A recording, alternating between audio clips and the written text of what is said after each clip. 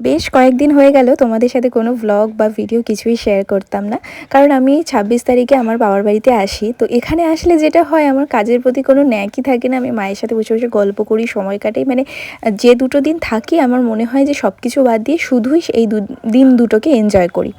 তো 24 তারিখ রাত্রিবেলা আমার হঠাৎ মনে হয়েছে যে সবাই কেক বানাচ্ছে, যখন আমি একটু ট্রাই করি। তো এবার একটু নতুনত্বভাবে ট্রাই করেছি। এই এয়ার ফ্রায়ারটা আমি বিয়েতে পেয়েছিলাম, মানে বৌভাতে। তো সেই কারণে ভাবলাম যে প্রথমে ইউটিউবে দেখে নিয়েছিলাম যে এয়ার ফ্রায়ারে কীরকম কী হয়। তো তারপর আমিও ট্রাই করি। তো মোটামুটি দুটো বানিয়েছিলাম বড়, আর এরকম কাপ কেক কয়েকটা বানিয়েছিলাম। আর ওই যে যেটা দেখছো এখন আমি তুলছি, ওটা আসলে যে ওই জিগ্গি টাইপের যে কেকগুলো হয় না, 20 টাকা দামের প্যাকেট হয়, তো সেটার মধ্যে যে খাপটা থাকে সেটা আমি রেখে দিয়েছিলাম। তো সেটার মধ্যেই ট্রাই করেছিলাম, হয়েছে কেকটা, কিন্তু ওই কাগজটা দেখলাম যে সোজা হয়ে গেছে। তো যাই হোক, মোটামুটি বেশ ভালোই হয়েছে। আর বড়টা একটু প্রবলেম হচ্ছিল, কিন্তু ছোটোগুলো দুর্দান্ত হয়েছে। তো সেই কারণে, আর তোমরাও যদি চাও এরকম এয়ার ফ্রায়ার যদি তোমাদের বাড়িতে থাকে, একবার ট্রাই করে দেখতে পারো, বেশ সুন্দর হয়। কিন্তু এই যে বড় কেক দুটো যে বানিয়েছিলাম, মানে ওই ফয়েলগুলো বাজার থেকে কিনে নিয়েছিলাম। এগুলো যে কোনো মানে যেখানে কেকের জিনিসপত্র পাওয়া যায় বা দশকর্মাতে এই মানে খাপগুলো অ্যাভেলেবেল পেয়ে যাবে, মানে বক্সগুলো। এখন বাজতে যায় রাত 12:30। তো এখান থেকে আজকের ভ্লগটা স্টার্ট করছি। আজকে হচ্ছে 25 ডিসেম্বর। তো সকলকে জানাই মেরি ক্রিসমাস। তো আজকে মেন যেটা আমরা বুঝি ছোটোবেলা থেকেই, স্যান্টা এসে আমাদের গিফট দেয়। তো আমাদের লাইফের আসল কি করে দিল স্যান্টা, ওই জন্য তুমি বললে বাইরে দিয়ে গেল, কি করে দিল, আমি আর গেটে করে দিয়ে গেল। ওটাই না? হ্যাঁ গো, ওয়া, হেভি তো। এটা কি দিয়ে, চলে দিয়েছে একটা। ওরে বাবা, এটা কি দিয়েছে গো? ওরে বাবা, এরকম সান্টা আমায় গিফট দিয়েছে। সান্টা, এগুলো আমি সত্যিই জানি না। মা, ওই জন্য বললি? ওয়াও, সান্টা গিফট করেছে। Thank you. এই তো, এই ফুলটাও সুন্দর হয়েছে না? অর্কিড। হেভি হয়েছে, থ্যাংক ইউ। তুই তো আমার আসল সান্টা। একদিন বাবা ছিল, বাবার পরে এখন তুই হয়েছিস। বাহ, যদিও আমার এই ফেসের সাথে এখন ভাল লাগছে না। কে বলেছে? Thank you. আমি শান্ত হই না। তাই কি সান্টা? শান্তকে এতই মিস করিস, থ্যাংক ইউ শান্তা। আমি তো মোজা ঝোলাইনি, এগুলো তো মোজার মধ্যে দিয়েছে। থুকতো না। ওকে যাবে, থ্যাংক ইউ। আমি সিরিয়াসলি জানি, ওই জন্য আমাকে এসে বলছে যে ভিডিওটা অন করে। আমি না, কালকে সকালবেলা আমি উইশ করব। ঠিক আছে, এখন তো রাত হয়ে গেছে। অন্যদিন আমি করতে যাই, আর আমাকে বলে কি করতে হবে না, থাক সকালবেলা করবে, এই করবে সেই করবে। আর এখন দেখছি নিজে থেকে এসে আমাকে বলছে। বাহ, দারুণ তো। আমি আমাকে বললাম আমাকে গিফট দাও, আমাকে তুমি তোমার সানটা। এটা যে সিরিয়াসলি নিয়ে নেবে সেটা তো বুঝতে পারিনি। থ্যাংক ইউ সো আমি মাচ। বলে গোলাপ দিতাম, শান্তা তোমাকে এই দিয়েছে, কেউ অর্কিড দিয়েছে। আমি গরিব লোক, আমি গোলাপ দিতাম। এটা কেমন বিয়ে বিয়ে গন্ধ আছে ফুলটা বিয়ে? থেকে, দেখো। এখন নতুন বিয়ে হওয়ার পর ঘরে যেমন একটা গন্ধ আছে, মানে অর্কিডের এর গন্ধ। মতো ওরকম একটা গন্ধ পাচ্ছি। আমি গরিব, আমি গোলাপ দিতাম। শান্তা বড় লোক, শান্তা অর্কিড এই দিয়েছে। এই চকলেটটাও দারুণ ক্রিস্প পেলো। কখন দিলে আর কখন এলো? আমি শান্তা দিয়ে গেছে, 12টা বেজে শান্তাই দিয়ে গেছে। মোটেই না। আরে হ্যাঁ রে, বলো, সত্যি হ্যাঁ রে। কথাটা বলো। ভালো তো, ঠিক আছে, তুমি মেরি ক্রিসমাস বলে দাও। আমি হুট করে এখানে বেরোতে গেলাম, ধূমপান করতে, দেখলাম উঠে ব্যাগ রাখা আছে কিটের বাইরে। তুমি এটা বলো, মেরি ক্রিসমাস বলে দাও। মেরি ক্রিসমাস সবাইকে জানাই। বাহ। ফুল দিতে পারতাম। আরে অর্কিডেরও এখন কত দাম সেদিনকার।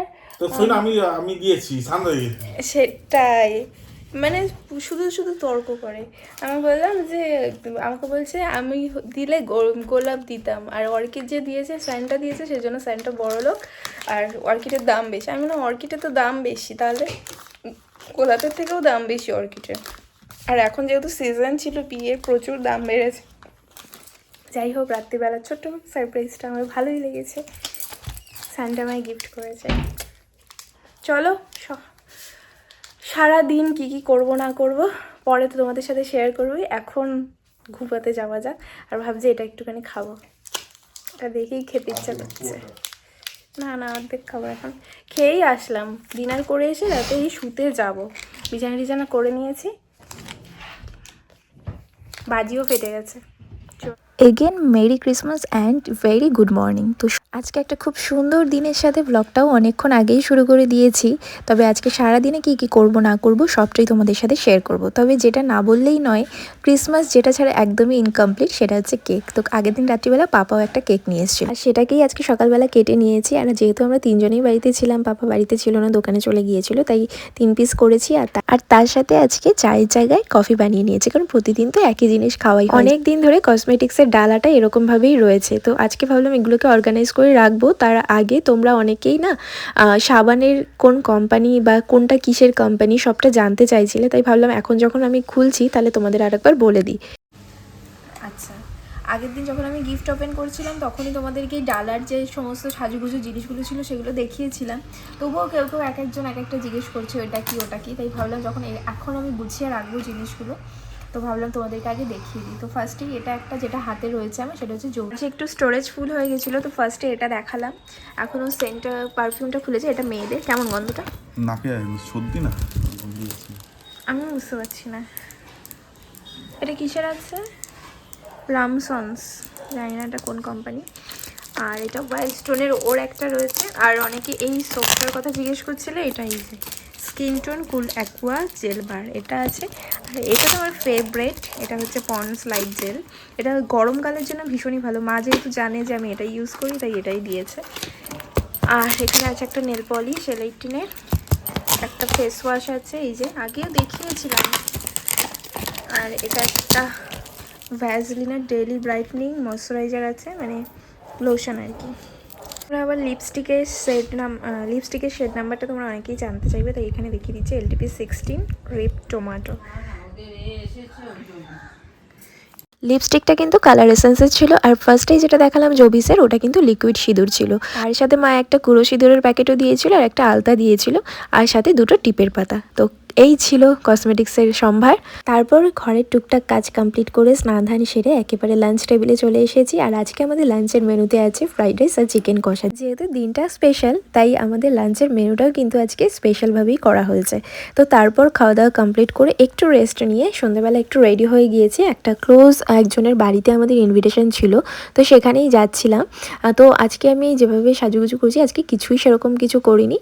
জাস্ট একটু লিপস্টিকটা যেটা মানে মা আমাকে গিফট করেছিল ওই তত্ত্বের ডালার মধ্যে ছিল, সেটাই পরেছি। আর দেখো বেশ আমার পছন্দ হয়েছে সেটা।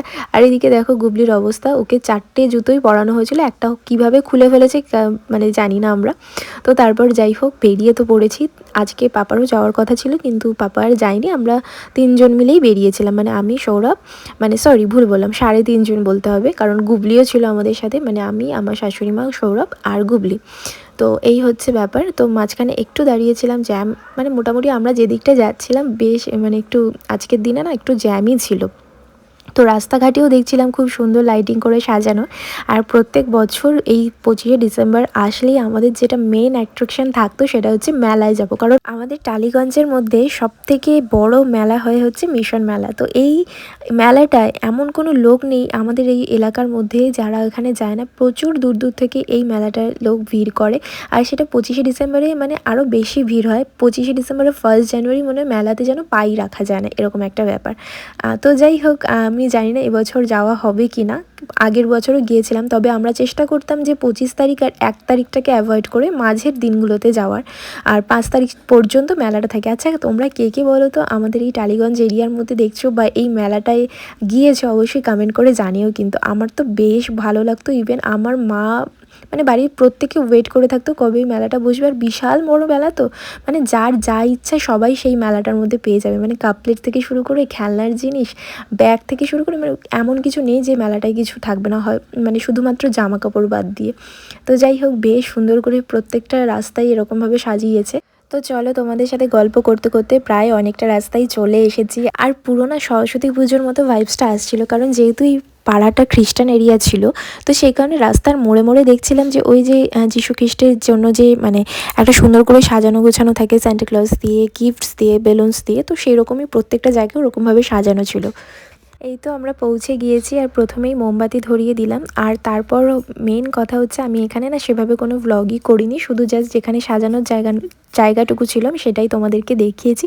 কারণ অচেনা মানুষ, অচেনা জায়গা, তাই ভ্লগ বানাতে বা ভিডিও করতে না একটু আনকমফোর্টেবল ফিল হচ্ছিলো। তাই ভাবলাম যে ঠিক আছে, যেটুকু জায়গা মানে সাজানো গোছানো আছে সেটাই তোমাদের সাথে শেয়ার করি। আর খুব সুন্দর করে সাজিয়েছিল। আমার এই সাজানো জিনিসগুলো এত ভালো লাগে না, জানো তো আমাদের বাড়ির পাশে একটা খ্রিস্টান বাড়ি আছে, সেখানে এখনও পর্যন্ত এভাবেই সাজানো হয়। তবে এবছর আমি আর সেরকমভাবে কিছু ক্যাপচার করতে পারিনি, কিন্তু প্রত্যেক বছর আমরা ওখানে গিয়ে দেখতাম সাজানোটা কেমন হয়েছে। আর গেলেই ওই বাড়ির যে কাকু বা কাকিমা থাকতো তারা একটা কেক দিত বা চকলেট দিত, এরকম করতো। তো ওখান থেকেই প্রথম আমাদের বোঝা যে ক্রিসমাস জিনিসটা কী বা এই বড়দিনে কীভাবে সাজানো গোছানো হয়। আগে ওদের একদম মানে কি বলবো, টালির বাড়ি ছিল, তো তখন একটু স্পেসটা বেশি পাওয়া যেত, সামনেটা যেহেতু অনেকটা জায়গা ছিল।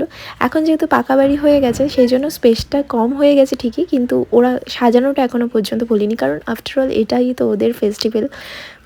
বাইরে থেকে ভিউটা যখন আমি ক্যাপচার করছিলাম সেটাও যেন খুব সুন্দর লাগছিল, যেহেতু এত লাইটিং করা। আর এই স্যান্টাও দাদুকে দেখো, মানে সামনে এরকম একটা স্যান্টা সাজিয়ে রেখেছিল, মানে খুব সুন্দর লাগছিল এই ব্যাপারটা। আর তারপর যেখানে আমরা গিয়েছিলাম তার সামনে এরকম অনেক গাছপালা রয়েছে, তো সেখানেও এরকম সুন্দর সুন্দর লাইটিং দিয়েছে, সেটাও যেন দেখতে প্রচণ্ড ভালো লাগছিল। আর যেহেতু এখানটা খুব ফাঁকা জায়গা না, প্রচণ্ড ঠান্ডাও ছিল সেই রকম।